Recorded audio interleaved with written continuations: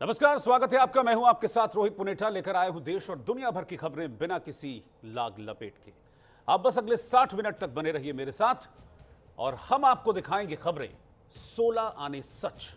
और 16 आने सच में आज सबसे पहले 4 बड़ी खबरों से शुरुआत कर रहे हैं। लेह लद्दाख में हमने देखा कि यूथ का गुस्सा आज चरम पर दिखाई दिया। सोनम वांगचुक का अहिंसक आंदोलन जिस तरह से हिंसक हुआ है वो कई बड़े सवाल खड़े कर रहा है। लेह के जेंजी में इतना गुस्सा कहां से आया, क्यों इतना नाराज हुए कि आग लगा दी, फूंक दिया बीजेपी का ऑफिस, ये आपको बताएंगे।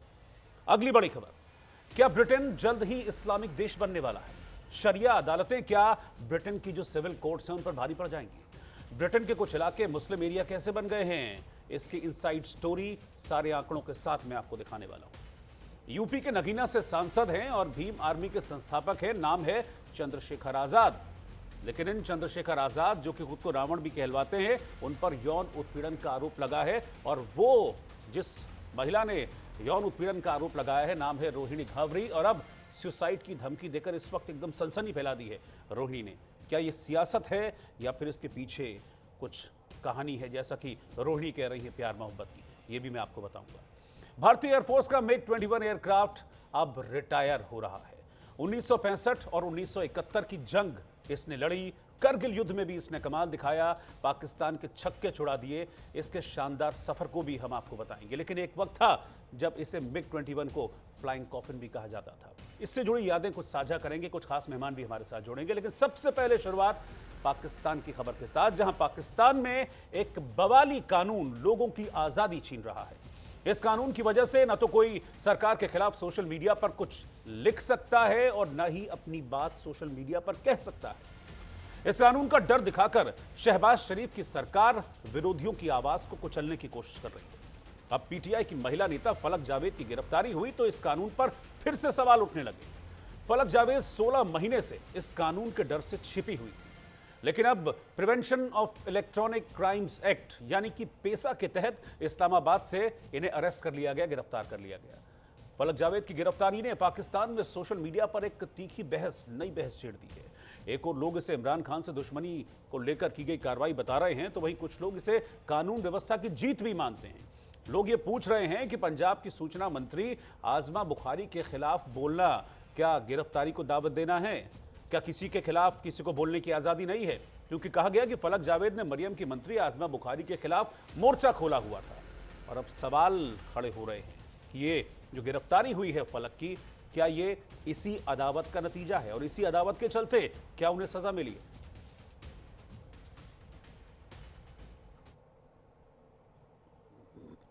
कि मैं अल्लाह की किताब के ऊपर हाथ रख के कहती हूँ, और कितना शर्म की बात है ये कि एक औरत को अपनी गवाही के लिए कुरान को भी सुनाना पड़ता है गवाही देने के लिए। मैंने आज तक पख्तूनख्वा हुकूमत से या पंजाब हुकूमत से कोई फायदा नहीं लिया। पाकिस्तान में सोशल मीडिया पर सक्रियता एक बार फिर से घेरे में है। पाकिस्तान तहरीक इंसाफ पीटीआई से जुड़ी एक चर्चित सोशल मीडिया एक्टिविस्ट फलक जावेद खान को इस्लामाबाद पुलिस ने गिरफ्तार कर लिया। गिरफ्तारी prevention of electronic crimes act के तहत की गई, जिसमें उन पर पंजाब सरकार के खिलाफ अपमानजनक और झूठा प्रोपेगेंडा फैलाने का आरोप लगाया गया है। फलक जावेद को इस्लामाबाद पुलिस ने गिरफ्तार कर पंजाब पुलिस को सौंप दिया। बताया जा रहा है कि 9 मई से वो छुपी हुई थी। पीटीआई नेता सनम जावेद की बहन फलक जावेद पिछले 16 महीनों से गिरफ्तारी से बचती रही, लेकिन पुलिस का कहना है कि उन्हें वकील सलमान अकराम राजा के इस्लामाबाद वाले फ्लैट से गिरफ्तार किया गया है। एफआईए यानी फेडरल इन्वेस्टिगेशन एजेंसी की रिपोर्ट के मुताबिक फलक पर आरोप है कि उन्होंने सोशल मीडिया पर फर्जी और अपमानजनक उकसाऊ वीडियो साझा किए, पंजाब सरकार के खिलाफ भ्रामक नैरेटिव बनाया, लेकिन फलक ने इन आरोपों को नकार दिया है। कि मैं अल्लाह की किताब के ऊपर हाथ रख के कहती हूँ, और कितना शर्म की बात है ये कि एक औरत को अपनी गवाही के लिए कुरान को भी सुनाना पड़ता है गवाही देने के लिए। मैंने आज तक पख्तूनख्वा हुकूमत से या पंजाब हुकूमत से कोई फायदा नहीं लिया। मैंने आज तक पख्तूनख्वा हुकूमत से या पंजाब की जो लोग हैं, एमपी हैं, मैंने किसी से मैंने पनाह नहीं दी। मेरा एस्टैब्लिशमेंट के साथ कोई ताल्लुक नहीं है। अब मैं आपको ये चैलेंज करती हूँ कि आपने अगर थोड़ी शर्म गैरत है, आप एक बाप की औलाद है, आपकी माँ वाकई में नेक है, तो आप भी अल्लाह की किताब के ऊपर हाथ रख के कहें कि जो आप हमारे खिलाफ कंपेन चलाते हैं, प्रोपेगेंडा करते हैं, जो पर इल्जाम लगाते हैं, वो तमाम इल्जाम आप साबित करके दिखाएं, वरना मुझसे माफी मांगेंगे आप। अगर आप एक बंदी को इतना मजबूर कर दें कि वो अल्लाह की किताब हाथ में लेके हलफ ले ले, तो फिर आप लोगों को डूब के मर जाना चाहिए। आपको किसी दुश्मन की जरूरत ही नहीं है। मर्द होंगे इसका मतलब यह है कि आप खवातीन को हरास करेंगे, बजाय इसके कि ये आप लोग शाउर की बात करते हैं। ये शाउर नहीं होता, ये ब्लैकमेलिंग होती है, ये हरासमेंट होती है कि आप अपनी खवातीन के खिलाफ जो है वो प्रोपेगेंडा कैंपेन चलाते फिर रहे हैं। इधर इमरान खान की पीटीआई ने इस गिरफ्तारी को बदले की कार्रवाई करार दिया है। पीटीआई नेताओं का कहना है कि सरकार सोशल मीडिया की आजादी को दबाने के लिए एक्टिविस्ट फलक को निशाना बना रही है। वहीं पंजाब की मरियम सरकार का पक्ष है कि कानून से ऊपर कोई नहीं और अभिव्यक्ति की स्वतंत्रता के नाम पर नफरत फैलाना बर्दाश्त नहीं किया जाएगा। इधर फलक के पिता ने उनकी रिहाई के लिए इस्लामाबाद हाईकोर्ट का दरवाजा खटखटाया है। अपनी याचिका में जावेद इकबाल ने अदालत से उसे पेश करने का आदेश देने और उसके खिलाफ दर्ज मामलों की जानकारी देने की गुजारिश की है। आपको बता दें कि पिछले साल पंजाब की सूचना मंत्री आजमा बुखारी ने फलक जावेद के खिलाफ लाहौर हाईकोर्ट का दरवाजा खटखटाया था।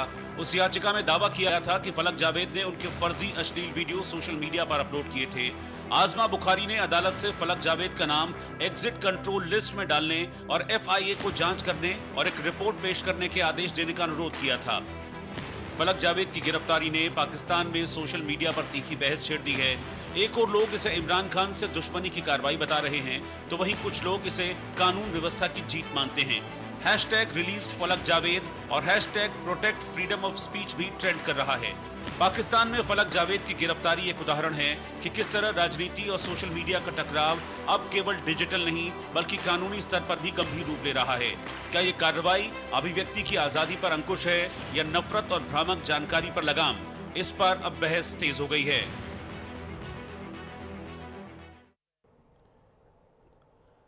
देखिए, हम अगर दो नाम साथ में लें, यानी कि एक अभिव्यक्ति की आज़ादी और दूसरा पाकिस्तान, तो जाहिर सी बात है कॉन्ट्रडिक्शन होगा ही। और वो कॉन्ट्रडिक्शन इस वक्त पाकिस्तान में दिख रहा है क्योंकि पेशा कानून के तहत गिरफ्तार तो कर लिया गया फलक जावेद को, लेकिन बहुत सारे सवाल उठ रहे हैं। ये बेसिकली पेशा कानून है क्या, और जब इस कानून के तहत गिरफ्तार किया गया फलक जावेद को, तो फिर क्यों कॉन्ट्रडिक्शंस हो रहे हैं? क्यों युवा वर्ग कुछ कह रहा है और एक वर्ग इस गिरफ्तारी को सही ठहरा रहा है? और क्या पॉलिटिकल रीजन है इस गिरफ्तारी के पीछे? ये सारी चीजों को मैंने आपको बताया, लेकिन पेशा कानून है क्या एग्जैक्टली, उसकी परिभाषा क्या है, ये हम देखते हैं।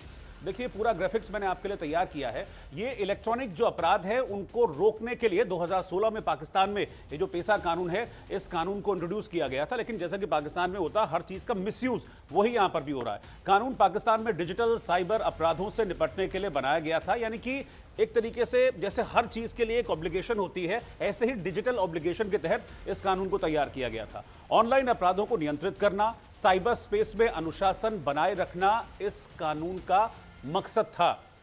सेक्शन 10 में हेट स्पीच के लिए 7 साल तक की जेल। अब इसके तहत जो सेक्शंस हैं, जैसा कि हिंदुस्तान में भी होता है बीएनएस के तहत, ऐसे ही वहां पर अलग अलग सेक्शन हैं। इसके सेक्शन 10 में अगर आप दोषी पाए जाते हैं तो 7 साल तक की जेल हो सकती है। सेक्शन 21 में अंतरंग तस्वीरें फैलाने पर 5 साल तक की जेल की सजा इस कानून के तहत है।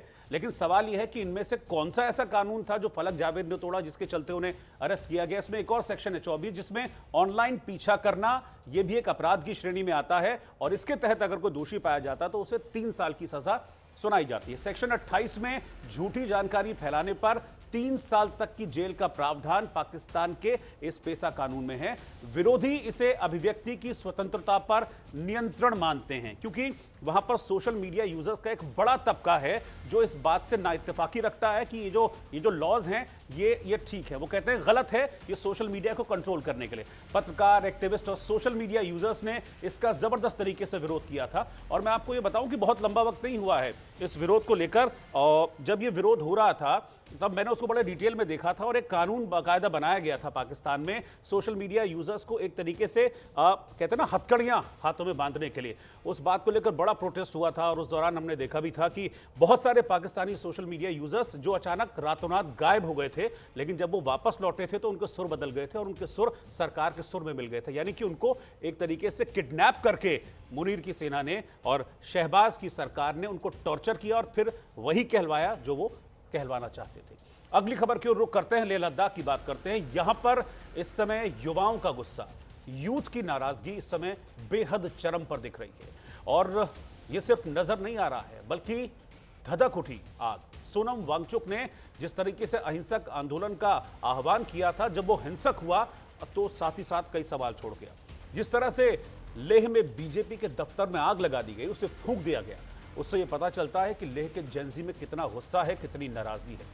अब सवाल यह है कि जब ये एक अहिंसक आंदोलन चल रहा था, शांत तरीके से आंदोलन चल रहा था, जिसको सोनम वांगचुक लीड कर रहे थे, तो उसको भड़काया किसने? क्यों ये सभी लद्दाख को तत्काल पूर्ण राज्य का दर्जा देने की मांग करने लगे? अचानक ऐसा क्या हो गया? सोशल एक्टिविस्ट हैं सोनम वांगचुक, 15 दिनों से वो भूख हड़ताल पर बैठे थे इसी मांग को लेकर कि जो लेह लद्दाख है इसको यूटी का दर्जा हटाएं और इसको स्टेटहुड का दर्जा दिया जाए। लेकिन वो आंदोलन पूरी तरह से अहिंसक था। तो ऐसा क्या हुआ कि ऐसी आग भड़कने लगी जैसी आप इस वक्त अपने टेलीविजन स्क्रीन पर देख रहे हैं? पूरी स्टोरी अगर आपको समझनी है तो ये रिपोर्ट आपको देखनी है।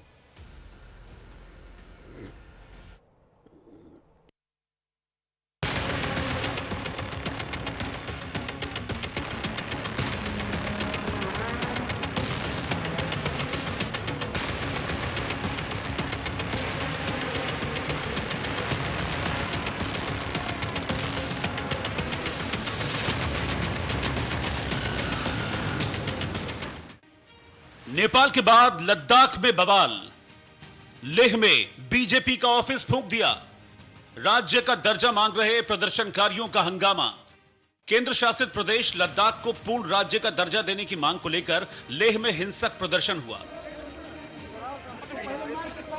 छात्रों की पुलिस और सुरक्षा बलों से जमकर झड़प हुई। बवाल इतना बढ़ा कि लोगों ने बीजेपी ऑफिस में आग लगा दी। देखिए कैसे बीजेपी ऑफिस धू धू कर जल रहा है। वहां खड़ी गाड़ियां भी आग के हवाले कर दी गई। पुलिस पर पत्थरबाजी की गई, सीआरपीएफ की गाड़ी जला दी गई। छात्र सोशल एक्टिविस्ट सोनम वांगचुक के समर्थन में विरोध प्रदर्शन कर रहे थे। वांगचुक पिछले 15 दिनों से भूख हड़ताल पर बैठे थे। उनकी पूर्ण राज्य की मांग पूरी न करने के विरोध में प्रदर्शनकारियों ने बंद बुलाया और इस दौरान हिंसा भड़क उठी। बताया गया कि सोशल मीडिया से भीड़ जुटाई गई। आंदोलनकारियों ने मंगलवार की रात को 24 सितंबर को लद्दाख बंद बुलाने का आह्वान किया था। लोगों से लेह हिल काउंसिल पहुंचने की अपील की गई थी। इसका असर दिखा और बड़ी तादाद में लोग पहुंचे। लेह हिल काउंसिल के सामने आंदोलनकारियों को रोकने के लिए बैरिकेड्स लगाए गए थे। जब आंदोलनकारी आगे बढ़ने लगे तो पुलिस ने आंसू गैस छोड़ी, लेकिन भीड़ ने पुलिस की गाड़ियों में आग लगा दी और तोड़फोड़ शुरू कर दी।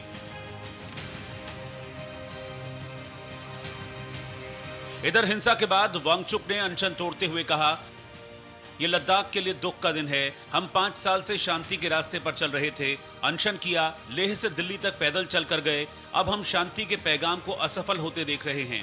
हिंसा, गोलीबारी और आगजनी हो रही है। मैं लद्दाख के यूथ से अपील करता हूं कि इस बेवकूफी को बंद करें। अनशन तोड़ रहा हूं। ये युवा पीढ़ी का बड़ा था, एक तरह का जेन-ज़ी रेवोल्यूशन जो कि उनको सड़कों पे लाया। ये मेरे 5 साल के कोशिशों को नाकाम कर देता है। अगर हम इतने सालों से अनशन कर रहे हैं, शांति से पदयात्रा कर रहे हैं और फिर अंत में अगर हिंसा कर बैठे तो ये हमारा रास्ता नहीं है। सोनम वांगचुक की प्रमुख 4 मांगे हैं। लद्दाख को पूर्ण राज्य का दर्जा मिले, अनुसूची 6 के तहत संवैधानिक सुरक्षा मिले, करगिल लेह लोकसभा सीट बनाई जाए, सरकारी जॉब में स्थानीय लोगों की भर्ती हो। इन मांगों को लेकर अगली बैठक दिल्ली में 6 अक्टूबर को होगी। साल 2019 में अनुच्छेद 370 और 35A हटाते समय जम्मू कश्मीर और लद्दाख 2 केंद्र शासित प्रदेश बना दिए गए थे। सरकार ने उस समय ही राज्य के हालात सामान्य होने पर पूर्ण राज्य का दर्जा बहाल करने का भरोसा दिया था। लेकिन जब स्टेटहुड नहीं मिला तो अब बवाल हो गया। फिलहाल प्रदर्शन के बाद लेह जिला मजिस्ट्रेट ने आदेश जारी किए हैं कि लेह में पहले से लिखित अनुमति के बिना कोई जुलूस, रैली या मार्च नहीं निकाला जाएगा। जिले में 5 या उससे ज्यादा लोगों के एक साथ इकट्ठा होने पर प्रतिबंध लगा दिया गया है। सवाल यह है कि इन प्रदर्शनकारियों पर क्या एक्शन होगा, क्योंकि उन्होंने सरकारी संपत्ति को भी नुकसान पहुंचाया है।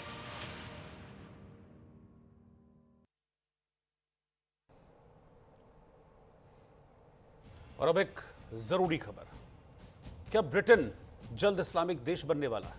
शरिया अदालतें क्या ब्रिटेन की जो सिविल कोर्ट्स हैं, यानी कि जो सिविल अदालतें हैं ब्रिटेन की, उन पर भारी पड़ने वाली हैं? ब्रिटेन के कुछ इलाके मुस्लिम एरिया कैसे बन गए? क्या इस्लामी कानून से ब्रिटेन को इस समय मुस्लिम हाँक रहे हैं? 4 बीवी की रवायत को क्या ब्रिटेन में बढ़ावा दिया जा रहा है?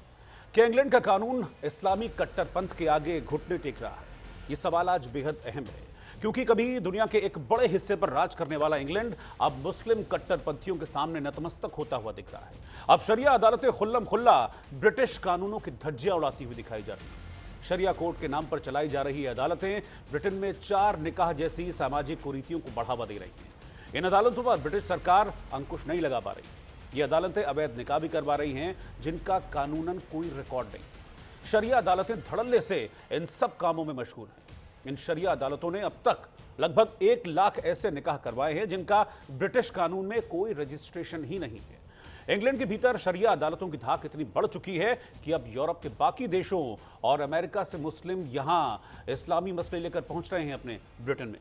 लिहाजा आज आपको ब्रिटेन के इस्लामीकरण की पूरी स्टोरी मैं आपको दिखाऊंगा, पूरे डेटा के साथ दिखाऊंगा कि कैसे ब्रिटेन के मुस्लिम मेयर पर ट्रंप भड़के हुए हैं।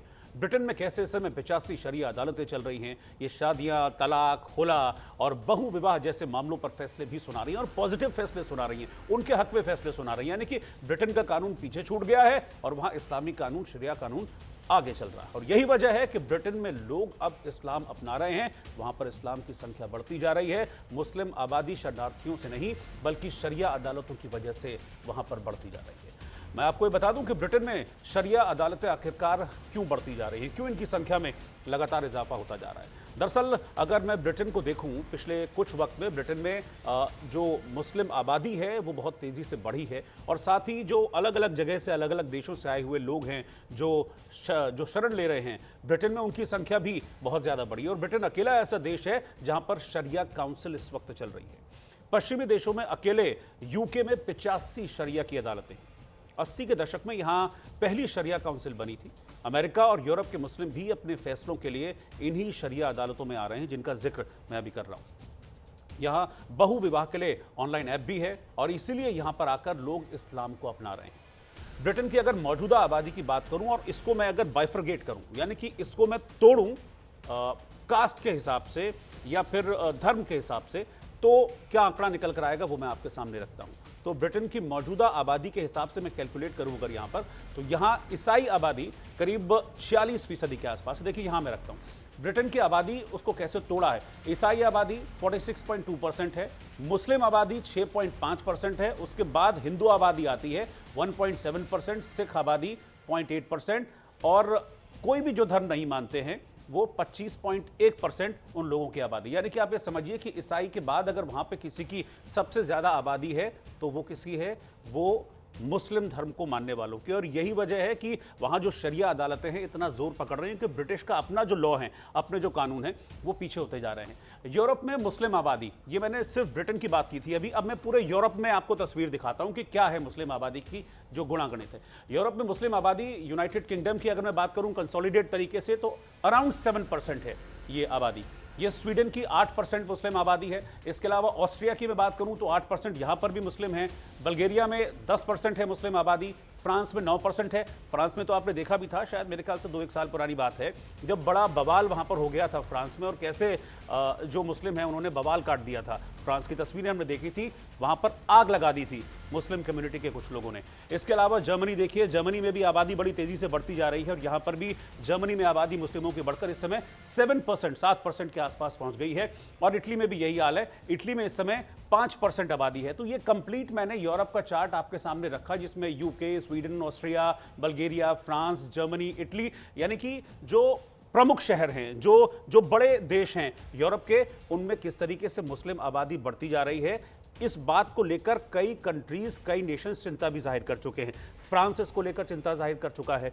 ब्रिटेन को अब समझ में आ रहा है कि हाँ भाई मुस्लिम आबादी बढ़ रही है, तो ये भी एक चिंता का विषय है, क्योंकि वहां पर इस तरह की चीजें हो रही हैं और इस्लाम का बढ़ता हुआ जो एक दायरा है ये कहीं ना कहीं चीजों को बड़ा मुश्किल कर रहा है। क्योंकि एक डेटा ये भी आया था, मैं डेटा कहीं पढ़ रहा था, तो एक डेटा ये भी आया था कि आने वाले 2050 तक जो ब्रिटेन है, ब्रिटेन में जो वहाँ के मूल निवासी हैं यानी कि ब्रिटिश लोग हैं, वो अल्पसंख्यक हो जाएंगे। 53% जनसंख्या हो जाएगी मुस्लिमों की। और जिस तरीके से यूरोप में बढ़ता हुआ ये चार्ट है, वो ये बता रहा है कि जो स्टडी आई थी जिसका मैं जिक्र कर रहा हूँ, वो स्टडी पूरी तरीके से ठीक साबित हो रही है। और यही वजह है कि 80वीं UNGA यानी कि जो यूनाइटेड नेशन जनरल असेंबली होती है, उसमें भी इस बात का जिक्र किया गया अमेरिकी राष्ट्रपति डोनाल्ड ट्रंप की तरफ से इस बात का जिक्र किया गया लंदन के मेयर को लेकर उन्होंने टिप्पणी की, और जो ब्रिटेन में बढ़ते हुए मुसलमानों की संख्या है इस बात को लेकर भी टिप्पणी की गई अमेरिकी राष्ट्रपति डोनाल्ड ट्रंप की वजह से कि और उसका जो सार है, उसका निचोड़ है, वो यही निकला कि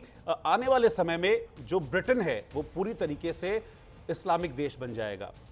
शरिया अदालतें जिस तरीके से फैसले सुना रही हैं, वो शरिया अदालतें ब्रिटेन का जो लॉ है, ब्रिटेन का जो कानून है, उस पर भारी पड़ जाएंगी। और क्यों कहा उन्होंने जो लंदन के मेयर हैं उनको, क्योंकि लंदन के जो मेयर हैं वो मुस्लिम कम्युनिटी से आते हैं और वहाँ पर लंदन में मुस्लिमों का जो प्रोटेस्ट है वो बढ़ता जा रहा है। आपको याद होगा कि कुछ वक्त पहले हमने देखा था कि कैसे लंदन में मुस्लिमों का प्रोटेस्ट हुआ था, भारत विरोधी नारे भी वहाँ पर लगाए गए थे, और ये सब प्रोटेस्ट करने वाले यही मुस्लिम कम्युनिटी के लोग थे। और इसमें से ज़्यादातर संख्या की अगर मैं बात करूँ तो ये पाकिस्तान से आए हुए मुस्लिम हैं जो कि अपना दायरा लंदन में, ब्रिटेन में और यूरोप में बढ़ाते जा रहे हैं।